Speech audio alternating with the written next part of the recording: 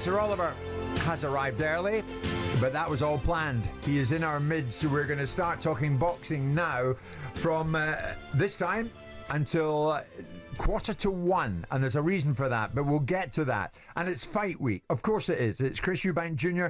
going in against Conor Benn live on talkSPORT this Saturday night from the Tottenham Hotspur Stadium in North London, and we look forward to it immensely. Spencer, you've been in the thick of it all week, and we're only at Thursday. There's a lot more to come, plus a weigh-in, of course. What's your takeaway so far? I think it all kicks off from today, if I'm totally honest. Like, the emotions will run high from today. I think reality's kicked in. The boys are getting closer. They're getting tighter at the weight. The weighing, obviously, tomorrow. And so, you know, when they're hungry, they get a little bit edgy. It's all been very calm up till now. I'm going to be totally honest. I think they've been quite calmer towards each other, but I'm expecting fireworks really from today. Okay. Simon, alongside me here, we know that the press conference for the two fighters is this evening at 6 o'clock. Ben Shalom is with us, promoter, of course, of Chris Eubank Jr., and Ben joins us live. Ben, good morning, what's left of it. What should we expect this evening when the two fighters get together for the press conference? Is it more fun and games? To be honest, it's been more tense this week. I think the press conferences at the start of the camp, people aren't making weight. The fight's not upon us, but it's definitely tense this week. I think Conor, for me, has realised the magnitude of this event. I think Chris, this is second nature to him. The big pay-per-view events, the big arenas, the big stadiums, but he's making weight, and it's not easy. It's not easy at later on in your career, and that's the advantage that Conor has. But Chris is in phenomenal shape. He's had a fantastic camp. But yeah, I expect a tense affair today, to be honest. I think there's a lot on the line. The careers are on the line. The legacy is on the line. The pride is on the line. And I think the reality is setting in that in 2 days' time, they're going to be facing off in front of 65,000 people at Tottenham Hotspur. Ben, why has there been so much made of this making weight at 160 pounds when you look at Chris Eubank Jr., you know, you have to go back to 2018 when he was boxing at 168, you know, when he beat James DeGale. Since then, he's always boxed at 160 pounds. So why is there such a big thing surrounding, you know, the weight making right now? Look, he's never boxed at a lesser weight than 160. I think as you get older, and as you'll know, it gets harder and harder and harder. And he has tried to remain at 160, of course, knowing that a lot of the big fights for him are in the middleweight division, but it doesn't make it any easier, and particularly when you have a rehydration clause as well. But as I say, I've worked with Chris for a fair few fights now. He's always professional. He'll always make the weight. He'll always do it. But is it easy? Absolutely not. And that's the advantage I think Conor Benn has. But yeah, Chris is ready. Weigh in tomorrow, and then the fight's on. Ben, I'm going to let Simon come in a second. Since we have you live, I'll ask you live. Is there a definitive rematch clause no matter what the outcome is on Saturday night? Absolutely. It's a 2-fight deal. That's what both fighters have agreed. The next one, I believe, will be in October time.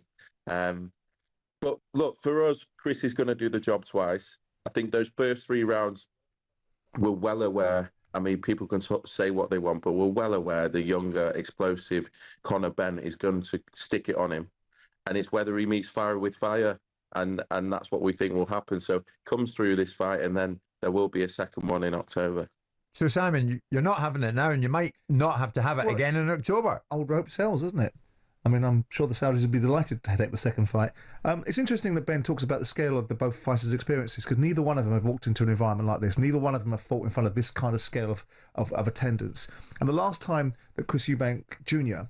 fought in an environment of the kind of scale that we're talking about, which was at the Manchester Arena, or not the last time Prime Friday, he got knocked out by Liam Smith. I'm interested to see what the dynamic is where he now positions himself, because when he walked into that arena, he was the villain. I think the dynamics have changed. He's paid for undercards, and in terms of the first fight with Conor Benn that was put off for obvious reasons, the dynamics around Chris have changed. So he'll be walking into an environment where he's going to be better received than the environment he walked into when he got knocked out by Liam Smith, which was a big atmosphere. Yeah, totally agree with that. So from that point of view, you think he'd be the more popular winner? Well, I think he'll be the more popular more received, more popular when he walks into the ring. If he puts on a great performance, he'll be a popular winner. If he doesn't, he won't. Yeah, but definitely, I think the roles have totally reversed. He's always played that pantomime villain like his dad did many years ago. And I think that, he's going to go into this one and the crowds are actually going to be on his side. And it'll be interesting to see how he deals with that. But, he's one of those guys that copes with all that sort of stuff. I think he feeds off all that sort of stuff. He's very calm, very reserved in his approach. And, I think that'll go down well with Chris. He's box office. Irrespective of what I think of the fight, Chris Eubank Jr. in press conferences is box office. So, Ben, of all the fights you've been involved in, will this be your biggest night yet as a promoter? Look, I think so. I was just going to say around that, I think it is going to be the Chris Eubank Jr. procession. I think the whole of British boxing wants Chris Eubank Jr. to win. I think the whole of Britain wants Chris Eubank Jr. to win. I think the history of this fight, what happened the first time, the failed drugs test, I think it would be a disaster if Conor Benn wins on Saturday night. I genuinely believe that's how people feel. As you said, he's used to being the villain, but on Saturday he'll very much be the crowd's favourite. Ben, I was going to jump in. When you signed Chris Eubank Jr., Ben, was it with the promise of I will get you a legacy fight such as this, or the promise of I will get you a world title fight? Simply, I will make you the most amount of money out of anyone else, and that's why we did the deal. That's what Chris Eubank Jr. Wants to get from his career. He wants to be involved in the biggest fights, of course. He wants to have the legacy, but ultimately, it's about delivering the biggest money fights, making sure we negotiate the best purses for him, making sure that we put him in the best position possible. And to be honest, he's going into Saturday night, the crowd's favourite, British boxing's favourite, against Conor Benn. And what a night it will be. So, look, is it the biggest event size-wise? I've never seen anything like it. I mean, in boxing, everything feels big to me. I said it yesterday, it always feels big. But it's only when you walk outside of boxing and people are talking to you about this fight, everyone stops you on the street about Eubank Benn. It really has taken the country by storm. Whether Simon likes it or not, I have seen this is going to cross over in every corner of the country. So in terms of British bouts, Ben, will this be the biggest ever in terms of interest, tickets and pay-per-view? The biggest ever. The market's changed. There's piracy now. There's the digital world. But I think numbers-wise, interest-wise, it's going to be right up there. I think it can be bigger than Frochgroves. I think it's definitely the biggest fight for me outside of the heavyweight division that there's been in recent memory. It's going to be right up there. I mean, Simon, when you hear that, and yet you still say, no, it's not for me. Yeah, that's fine. Different strokes for different folks, isn't it? I mean, I look at the whole fight and I look at the whole scale of it. I think it's laughable that a welterweight's going in with a middleweight and a welterweight that's not even established in his own division, and that we're making such a hullabaloo about it. And we're making such a hullabaloo about it because of their fathers. And then you've got their fathers and their narratives, and they're not, these two fighters are not in the same league as their fathers. And if people want to buy it, fantastic, I get it. People want to watch Jake Paul, fantastic, I get it. I don't have to. Simon, all people want to see is a fight with jeopardy, a 50-50 fight between two guys. This is a money fight. The whole framework of this fight is that you guys, well done you, have leveraged the name Ben and Eubank and turned it into money. I don't believe that. I think maybe the first time. Let's hope it's not a farce, Ben. You won't be getting your rematch. We will be getting the rematch. If it's a farce, you won't be getting a rematch. How can it be a farce? Well, we'll see, won't we? We'll see, won't we? The first 3, 4, 5 rounds of this fight will be the best rounds that you're ever likely to see in a British boxing ring. Well, we'll see. Ben Shalom, Chief Executive Boxer. Then, of course, Chris Eubank Jr., promoter, thank you so much for joining us. It's live in talkSPORT, and we'll discuss it further the other side of 12 noon.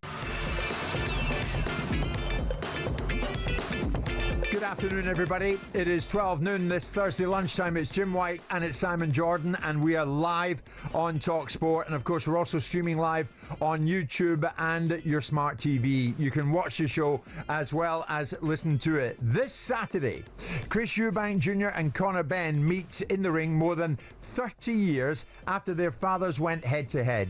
And it's a fight you can hear live on talkSPORT. We have proud to present the main attraction of the evening, a middleweight contest at 11 stone 6 pounds over 12 rounds, each of 3 minutes duration, for the WBO Middleweight Championship of the world. It was a fight in an era, a generation where it was heavily spoken about. It was one of the biggest fights of all time. This is going to be like the first fight between my father and Nigel Benn. It's going to be special. The eyes watch red. This will be the finish of the belt. It's all over in the 9th round. If anyone else touches me. Well, if I was to slap you right now, what are you going to do about it? Yeah, go on, go ahead. Yeah, talk about my dad. I do detest Chris Eubank, you know, more than anybody else. I come up the hard way. I didn't prove myself, boy. You had your time. Let's have some parliamentary procedure here, all right? What they've done is they've sat there at night and thought, I'm going to hit him round the face with an egg. Never seen such a tight fight. If I'm going to go for anything, I'm going to go for the draw. He was good. He hurt me bad, man. You're just upset. Me and you are fighting. fighting. Can't stand you. And I'm my not dad upset. has my back. You are. That's all. I'm not is. upset. The names of the fathers, it goes back 4 decades. I'm taking care of the family business. The procedure will be parliamentary.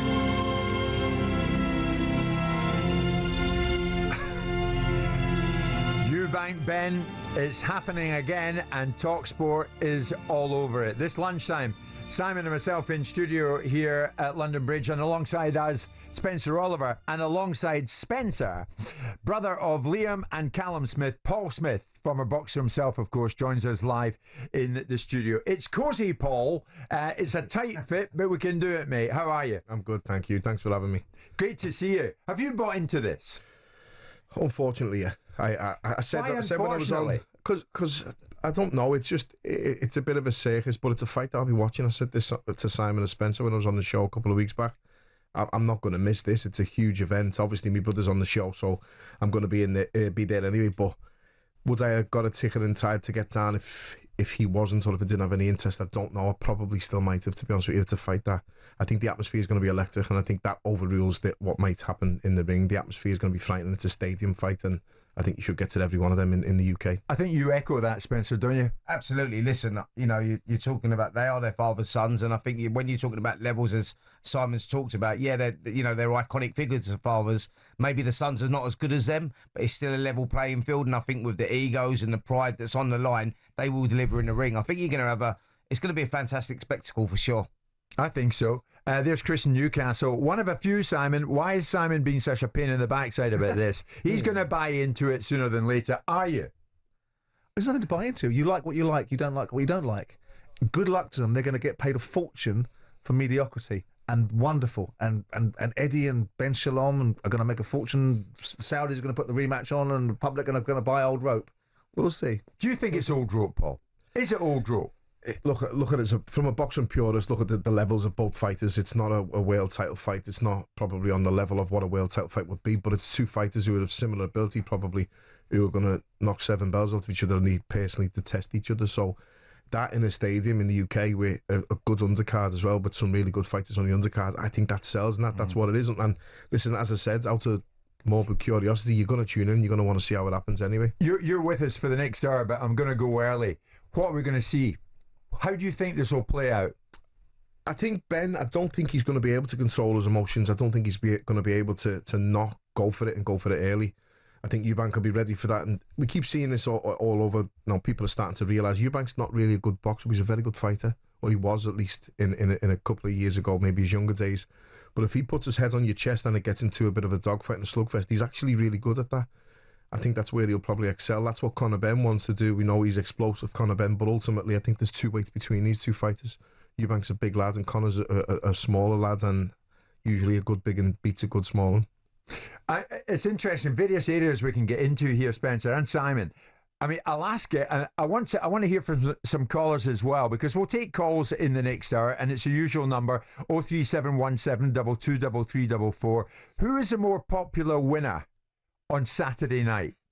Where'd you go with that, Spence? Chris Eubank Jr. would be the more popular winner, without a doubt. I think because of the recent times, I think that Conor was the fans' favourite. Of course he was. He was becoming a nation's sweetheart in many ways in the boxing world because of his journey and how he was developing. But since the failed drugs test, I think that's changed massively, and people now have turned massively for Chris Eubank Jr. He's the one that everyone's going to be shouting for. Is that still in the back of people's minds, Sam? I know it still rankles with you that you don't think Conor has ever proved his innocence yet.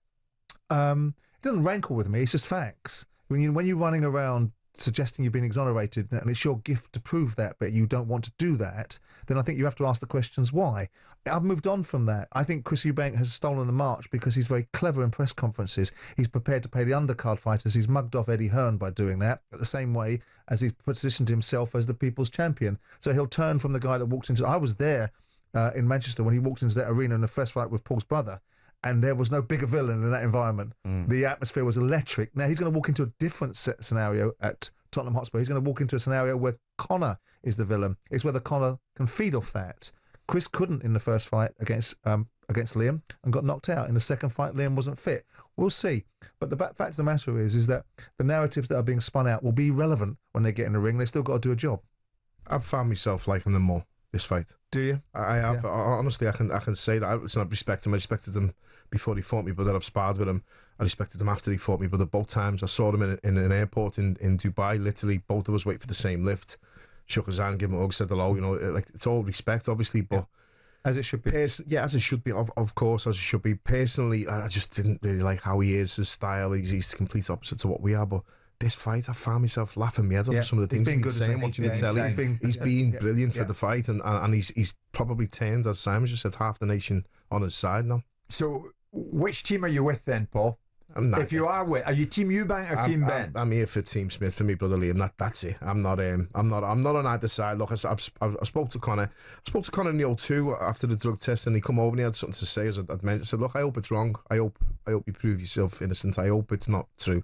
Yeah. He told me there, well, it's not true. I guarantee it's not true. It'll come out in the end. I was like, no problem. I hope it is. I really do, because I like the kid. I used to like him when he was coming through. He was always nice, polite, respectful. He always has been. And with Eubank, again, it's not in person. He just fought me brother, and some of the things that was said in the press conference I didn't like and I didn't agree with. And if I could have probably seen him, I would have maybe said something. But it's all gone now, water under the bridge, and hopefully they can make a trilogy after this fight. Okay, Paul's brother Liam, of course, on the undercard. We shall get to that with Spencer, with Simon, because it's Eubank Jr. Ben on Saturday night, live in talkSPORT from the Tottenham Hotspur Stadium. But it's a very interesting undercard as well, and some great fights on that. Chris Smith will fight Brandon Glanton at cruiserweight. Anthony Yard will fight Lyndon Arthur for the third time at light heavyweight, and Liam Smith will fight Aaron McKenna at middleweight. And Liam's brother Paul is in studio with Spencer, myself and Simon this lunchtime.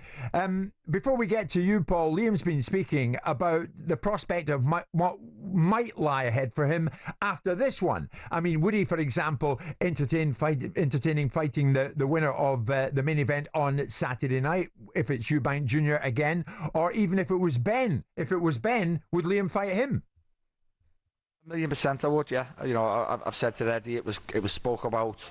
You know, I was in Canada when Callum fought Beterbiev, and Eddie asked me, will I fight Conor before the Conor and Chris fight was made. I said, you know, 100% I would. I still think that's a good fight. You know, it's a big fight, and it's a bigger fight now because Conor Benn's name has gone through the roof, you know, the past 12 months, and it'll be a bigger name, you know, if he wins on Saturday night. But it's, you know, names like that, I'm interested in all comers like that, but I think, you know, before all the saga and before everything else, if you put me with Conor, people wouldn't have really been interested. I'm miles ahead of Conor. I think I'm miles too good for Conor. Obviously, coming off the back of a loss to Chris brings people's opinions back into play. But, you know, me v Conor 12 months ago is a no-brainer for me. It's a no-brainer for Liam. I mean, because of all the ingredients that go into it, do you agree with him, Paul? It would make for a great match, him and Ben.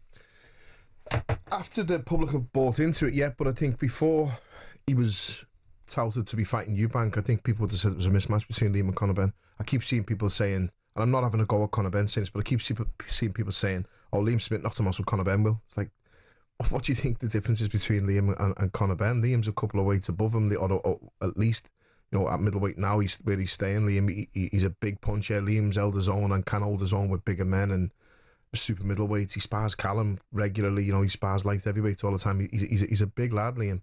Let's not forget the levels they boxed at either. That's what I mean. You know, Liam's been competing at world level. He's a former world champion. You look at Conor Benn and you go, yeah, look, he's rising and he's developing well, but he's never even won a British title. So you go, making those comparisons, until he steps up, you don't really know. I think Liam was British champion probably 10 years ago, you know what I mean? And like Conor's yet to do that. I'm not saying the British title is everything or the be-all or the barometer of what you need to be doing, but Liam's been in there with top-class, top-quality fighters and is one himself.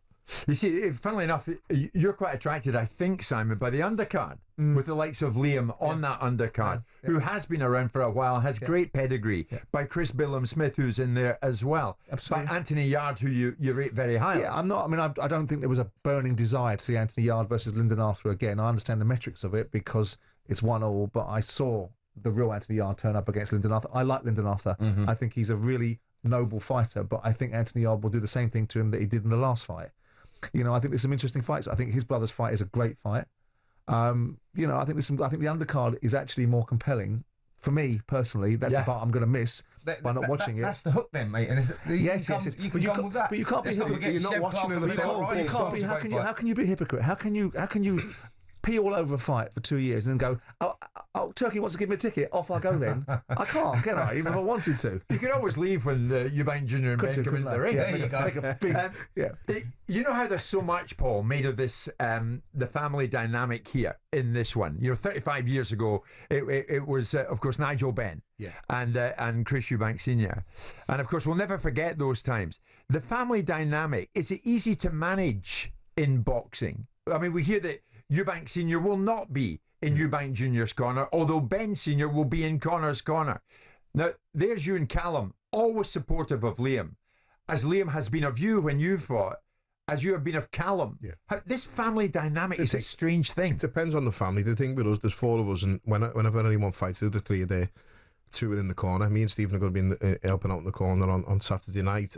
We did Callum's corner on his warm-up fight, and then Buddy McGee's the head coach, obviously, but it depends on how you're brought up. We were brought up, you've got to, you know, we laugh at our Stephen, he can't leave a party without giving everyone a hug, everyone, and he's just too nice, and like, we're a really close family, and it's well documented, but there's other people who aren't quite as close to families, and I know friends and other family members, extended family, who don't really speak to their brothers or sisters as much as we do, but in boxing, it can also breed a lot of, you know, arguments or fights or competition. As is the case with you, As is the case with you. Now, my personal opinion on Chris Senior is if he was offered a wage to be involved in this, I think he'd be involved in this. I don't think there might have been anything there, and I think the stuff about the weight or he's mentioned about Conor being dangerous for Conor. The 2 grown men that you know, they're going to make a weight limit. They're going to be a similar weight on the scales, and the next day they'll both rehydrate. Chris has to weigh in on the second weigh in the morning, early in the morning. So on the night he'll be bigger on the night, but he's the naturally bigger fighter. But that's why you're being paid the amount of money you're being paid to do this. So Eubank Sr. has been protective of his son, hasn't he? Paul was protective of his brother. But they're very different dynamics. These are siblings. This is father-son. I think the difficulty for Eubank Sr. is if he's not the main event, he struggles with it. And he's a fascinating character. But when you speak to him about his son, it's almost as if he denies his son the right to step out from underneath his father's shadow, which is difficult. You look at their family. It's a big shadow, isn't it? It's a big shadow, and it's very difficult to step out. If you look at his family, I remember watching Liam come out in the round that he knocked Eubank out, and I think it was Stephen that gave him a real telling off to get himself in gear, which then resulted in Liam going knocking out. So there's a different dynamic there, completely between father and son and brothers. And guys, let's not forget, you know, the personal issues that Senior's been dealing with outside of boxing as well. So we've got to take all that into consideration. You know, he's had a tough time. And I think that's a big part of him not being involved in this. Chris is not making a lot of sense of his observations now, because the original observations that we had 18 months ago in the studio was, look at my son. He's emaciated at 157. This is murder. He's now talking about what's happening to Conor going up 2 weights. So which one are you railing against? That's what I was confused. I listened to the interviews and I think, well, Chris is making the same weight limit that he's made for his last 4 fights. He's made 160 for his last 2018. For his last 4 fights, though, he's been under 160. The 5th fight before, I think he was 163, 164. But you, if you're involved, you know, be involved, but support your son. But what I keep hearing in the interviews is he won't listen to me. Well, he's 35 years of age. He's a man. You know, my son's 18 now. He doesn't have to listen to me if he doesn't want to. He takes my advice on board because he thinks my advice is correct or responsible or honourable to him, but I want the best for my son. Does it sadden not you? For me. Does it sadden you, Paul, that Eubank Sr. will not be there in his son's corner? It doesn't really bother me. I'm not being nasty saying that. You know, I'm going to watch. I loved watching Eubank when I was a kid. I loved to hate him when I was a kid. I was a Ben fan. I loved watching Conor Benn. I remember the sweat on my palms watching him against McLennan as a young lad, and I loved Nigel Benn. He was everything that I wanted to be as a boxer growing up.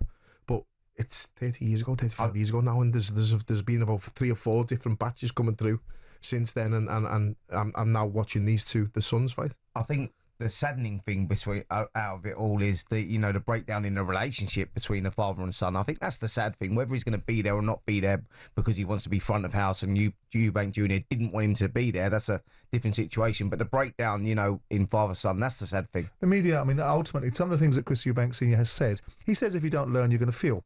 And he talks about the fact that Junior's career was better on track when he was there. He lost fights when Chris Sr. was there too, against certain levels, against George and against Billy Joe Saunders. But the fact of the matter is that, Chris Eubank Sr. has to accept that his son is his own man. Yes, and it's not about him. Yeah. And this idea that he has to make it all about him, I find disappointing in him because. But when I listened to him the other day, he is right what he's saying. When you talk about Eubank Sr., he carried himself in a certain way. When he sees his own son smack an egg in the face, he's going to look at that and go, that's not how I carried myself. Mm-hmm. That's not how I... So I understand why he says that. Times have also changed. Of course. Social media days now. now. Just in the minute we have left, I want to throw a couple at you. When you're working there in the ring on Saturday night, as you will be, with Liam, are you in your fighter's corner or are you in your brother's corner? Good question, but probably both. But listen, I'm not Liam's coach. He has Joseph and Declan, and I'm there in the corner to help up. You watch Liam or you watch Callum. Watch Callum against Boazzi. He walks back to the corner, he looks at me, he looks at Steve, and he'll look over the ropes for Stephen and Liam, and he listens to Buddy intently because Buddy's a phenomenal coach. 10 seconds to go, the mouthpiece goes in, he stands up, he looks at me, and he waits for the advice. Then he looks over the ropes and looks for the other two brothers. It's what we've always done. I really trust my brother's opinion on boxing. I trust the knowledge. I know they can read the fight really well, and without sounding big-headed, I think as a group, we've all been taught boxing the right way from the start, so we see boxing the same way. A final one from me to you before you leave us, Paul. Eubank Jr. Ben on Saturday night, how tough is it for the man in the middle? How tough a job has the referee got? I don't think it'll be tough at all. I think the pair of them could meet heads on each other's chest and just bang away. The way they're both saying they're going to come out and fight, but how many times do we hear fighters saying they're going to come out and stand in the middle of the ring and go toe-to-toe and then they get on the back foot and box? So we never know, but hopefully the referee's not busy. There's too many fights. There's been a few fights recently where we're talking about the referee after, not necessarily the fight. It's great to see you, mate. And you. Thanks for having me again. All good luck to Liam. Albeit McKenna's a real fighter, isn't he, as well? He is. He's a youngster, but it's a challenge. Yeah. And we hope that both come through unscathed. Of course we do. Paul Smith was live on talkSPORT this Thursday lunchtime. Big fight preview. Eubank Jr. versus Ben on talkSPORT with DAZN. It's been years in the making. Don't miss the action this Saturday live on DAZN.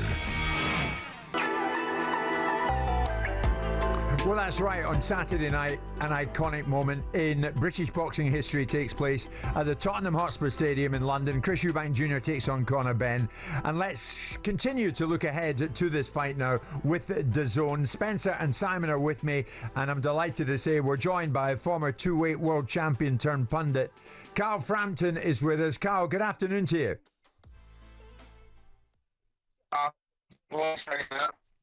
Oh, we're going to get a better line with Carl. We're going to get better communication with Carl. I have to say, Spencer, if there's one guy I love in the world of boxing punditry, and when he talks, I listen, is Carl Frampton. Straight down the line. He says it as he sees it. He doesn't sit on the fence with anything. Two-weight world champion, so he's been there, seen it, done it, and he's entitled to that opinion. Yeah, he's very good. Yeah, just in the passing, Paul Smith, how intriguing was he in the last half hour or so? He's a fascinating guy. He's another guy that says it as he sees it, gets himself in trouble sometimes because of the honesty, and I think that's lacking sometimes with some of the pundits that are around. So yeah, Paul Smith Jr. is very, very good. He's very technical. He's very in depth, and he's a great guy to speak to. I mean, look at the Smith family. I mean, historic. Will we ever get 4 brothers in the history of our sport in British boxing anyway that have achieved what all those brothers have achieved? And Simon was saying there about Stephen, one of the younger brothers, Stephen, who was British Commonwealth champion, I believe. He boxed for the world title, but never won world honours. And he's a guy that no one really talks about, but his achievements were quite insane. Yeah. You're a difficult guy to please.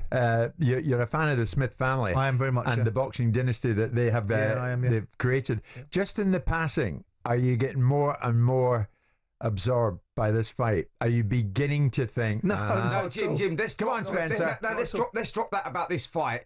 Let's say, are you getting more and more drawn towards the undercard? Because I know that you're a big boxing fan. You're looking at that and you go, even Vidal Riley, Chev Clark, you look at that and go, that's a great fight there. You can look at it, Lyndon Arthur and all of those. Come on, mate. I made my bed, I'll lie in it. No, Simon, we'll get you there. Yeah. Nobody cares if I'm there. Listen, I care. You guys will enjoy Jim it. cares. Enjoy the spectacle.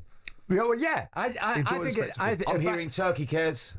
Listen, I think that when you get to listen to people, I really enjoy listening to people like Paul Smith. I enjoy listening to people like Carl Frampton. I've done an upfront with Carl Frampton. It's a fascinating insight into the mind of an elite performer. Paul Smith, I admire the whole family. Right. I admire Paul Smith's journey. I thought he was robbed against Arthur Abraham. Back in the day. There's your connection then. Liam Smith, who's you're a big fan of. Talking about connections, we've got a better connection now with Carl Frampton, and we're looking ahead to Eubank Jr, Ben with DAZN and Carl Frampton. Carl, good afternoon to you. We have you this time. How are you? How you doing, boys? I'm okay. On the way to Dublin Zoo, so doing all right. On the way to Dublin Zoo. Okay, we wish we were with you, but we're here and we're talking Conor Benn against Chris Eubank Jr. When it boils down to it, Carl, is this really a case of win-win for Conor Benn and lose-lose for Chris Eubank Jr.? Yeah, absolutely. I think if Conor Benn loses, we can just say, well, I'm a 147 fighter. If Chris Eubank loses, he could say that the weight killed him, possibly, but no one's going to really listen to it too much, and it's probably the end of the career and then the end of the road for him. So Conor Benn, I don't think there's any pressure on him really getting into this fight, and all the pressure is on Eubank Jr. Yeah, Carl, I totally agree with you with that, mate. And I think that for Chris Eubank Jr. at 35 years of age, if he loses, however he loses, it is career over for sure. Yeah, it's going to be difficult for either man if they lose the fight, just because of the history and the rivalry and what's been going on to make this fight and what has happened when the previous fight was cancelled and stuff. So whoever loses is going to struggle with defeat. But I would say certainly it'll be tougher for Eubank Jr. But then again, when it's being reported they're maybe getting 8 million, when that arrives in your bank account, then it comes a blow of it, doesn't it? It's all worth it. Let me put it another way to you, Carl. Is either fighter's reputation actually enhanced coming out of this fight on Saturday night? Yeah, I would say that out of the two, if Ben wins, his reputation is certainly enhanced. It would be the biggest win of his career. He's had good wins before against Chris Algieri and Van Heerden, the South African, who don't really get knocked out, and he kind of blew them away. Now the question is, he failed a drug test not too long after them fights. Was that why he was looking so good?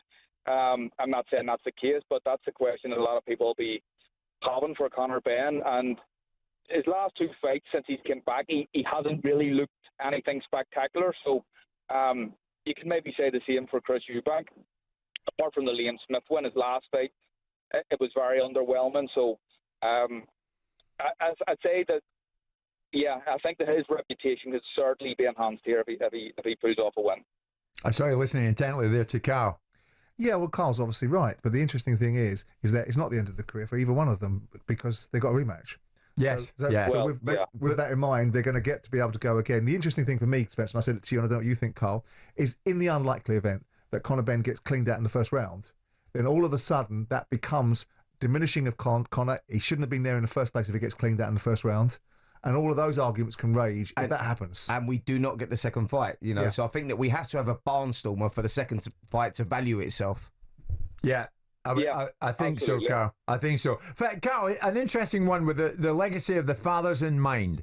Does the fight on Saturday night add to the legacy of the fathers in the 90s, or does it ruin it? I don't think it ruins it. I wouldn't say that. Does it add to it? I'm not too sure. I'd say that the fathers are better fighters than both the sons.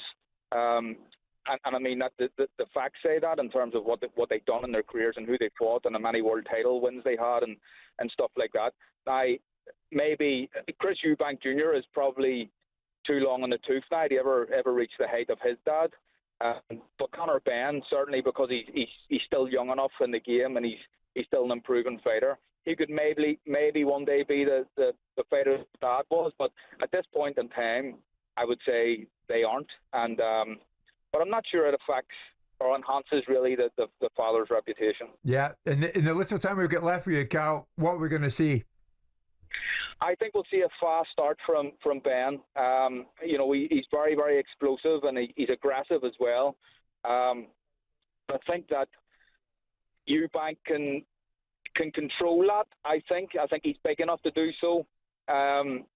I think that the uppercut will be an important shot in this fight for Eubank because he throws it quite well, and Conor Benn coming forward with his head over his front foot will be there to be hit with that. But I think a fast start from Conor, Eubank trying to nail him with that uppercut as he walks in.